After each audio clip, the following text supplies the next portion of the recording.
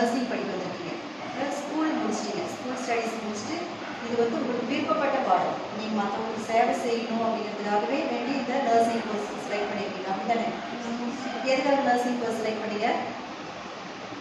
நாங்கள் உங்களுக்கு படிக்கும்போதே சொல்லுவோம், ஒரு சப்ஜெக்ட் எடுத்தால் என்னென்ன இம்பார்ட்டன்ஸ், நர்சிங் போனால் என்ன, மெடிக்கல் ஃபீல்டில் என்னென்ன இம்பார்ட்டன்ஸ் இருக்குது, அப்புறம் என்ஜினியரிங் போனால் என்ன, டீச்சிங் லைன் போனால் எப்படி, எல்லா டிஃப்ரெண்ட் டிபார்ட்மெண்ட்டை பற்றி உங்களுக்கு நாங்கள் சொல்லிக் கொடுப்போம். இதில் வந்து நீங்கள் 3 பேர் என்ன செலக்ட் பண்ணியிருக்கீங்க? நர்சிங் பற்றி செலக்ட் பண்ணியிருக்கீங்க. இப்போ நர்சிங் வந்து உயிர் காக்கும் தொழில், நீங்கள் செய்யுதுன்னா உயிர் காக்கும் தொழில். மற்ற தொழிலில் என்ன செய்யலாம், கொஞ்சம் வெயிட் பண்ணுங்கன்னு கூட சொல்லலாம், ஒரு 2 நிமிஷம் வெயிட் பண்ணுங்க நான் வந்தேன்னு சொல்லலாம். ஆனால் ஒரு நோயாளிகிட்ட போயிட்டு ஒரு 2 நிமிஷம் வெயிட் பண்ணுங்கன்னா அவங்க உயிரே போயிடும். அப்போ நீங்கள் என்ன செய்யணும், உங்களுடைய உண்மையிலுமே டெடிக்கேட்டட் சர்வீஸ், உண்மையிலுமே நீங்கள் தியாகம் பண்ணணும்.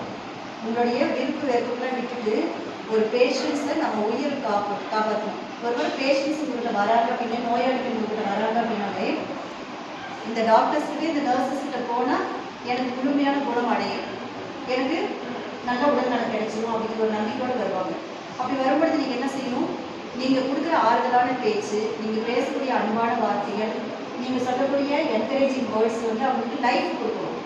ரொம்ப ஒரு பேஷண்ட் வந்து வெரி சீரியஸான கண்டிஷனில் வராங்க, நான் உயிரே குறைக்க மாட்டேன்னு வராங்க.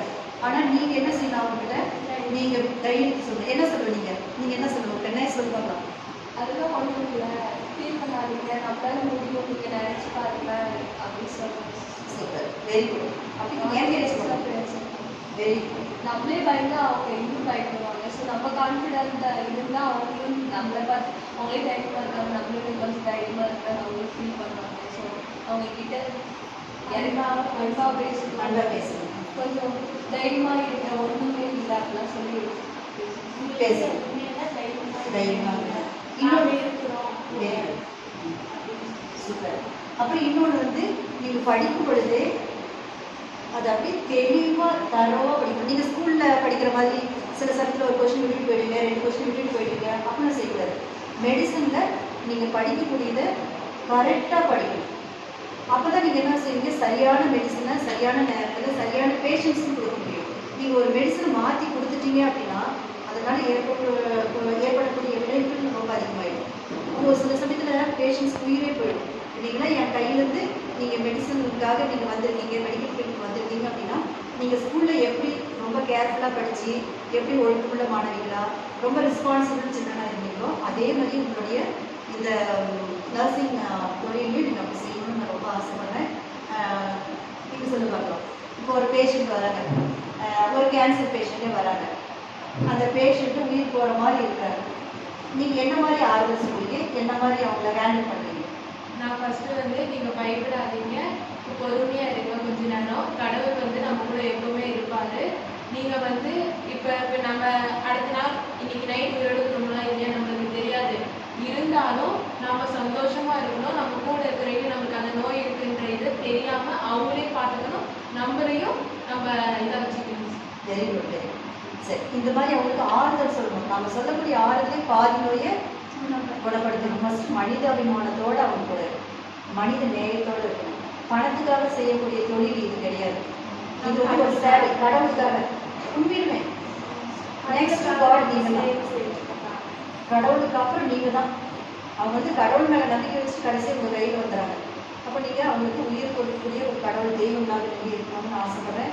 ஸ்கூலில் எப்படி நீங்கள் பொறுப்புள்ள மாணவிகளாக இருந்தீங்களோ அதே மாதிரி இந்த மெடிக்கல் ஃபீல்டுலையும் நீங்கள் வந்து என்ன பண்ணணும், ரொம்ப கடமை உணர்வோடு செயல்படணும்.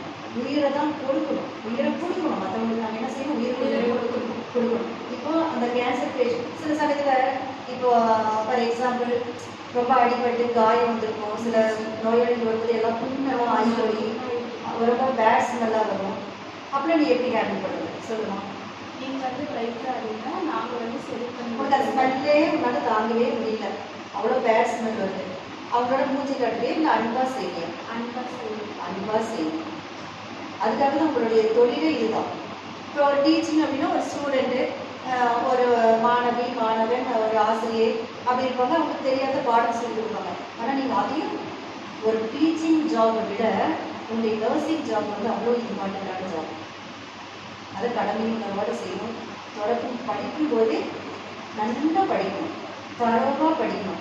நீங்கள் செய்யக்கூடிய அந்த ப்ராக்டிக்கல்லாம் கரெக்டாக ப்ராக்டிக்கல் செஞ்சு முடியும். அப்போ தான் உங்களுக்கு வந்து இன்ஜெக்ஷன் பண்ணுறது, அந்த டெஸ்ட் எடுக்கிறது, அதெல்லாம் வந்து அந்த மெஷின்ஸ் என்னென்ன நீ பயன்படுத்தி வந்த எக்யூப்மெண்ட்ஸ் அதெல்லாம் நீ அவங்க டீச் பண்ணும்போது நீ கரெக்டாக லேர்ன் பண்ணிக்கணும். அப்போ தான் நீங்கள் கை தேர்ந்து நர்ஸுக்காக இருக்கணும். இல்லைன்னா ஏனோ தானே வந்துட்டு நம்ம கொஞ்சம் கேர்லெஸ்ஸாக ஹேண்ட் பண்ணணும், உயிர் போயிடும். ஒரு உயிர் போயிடுச்சுன்னா மறுபடியும் நம்மளுக்கு கிடைக்காது. நல்லா நீங்கள் படிக்கும்போதே நல்லா படிக்கணும். உங்களை 3 பேர்த்தையும் பார்க்குறது எனக்கு ரொம்ப ரொம்ப சந்தோஷமாக இருக்குது. இன்னும் மாணவிகள் யாராவது இன்ட்ரெஸ்டாக இருந்தால் நீங்களும் கூப்பிடுங்க. நானும் நம்ம ஸ்கூலில் படிக்கிற குழந்தைங்கள நானே என்கரேஜ் பண்ணி யாருக்கெல்லாம் இன்ட்ரெஸ்ட் இருக்கோ நான் வந்து உதவி செய்வேன். இன்னும் உங்களுக்கு படிக்கிறதுக்கு ஏதாவது ஹெல்ப் வேணும்னா கூட நான் உதவி செய்வேன். சிஸ்டர்ஸ் எல்லாம் செய்கிறாங்க, நீங்கள் செய்வாங்க. நல்லா படிச்சுக்கணும்.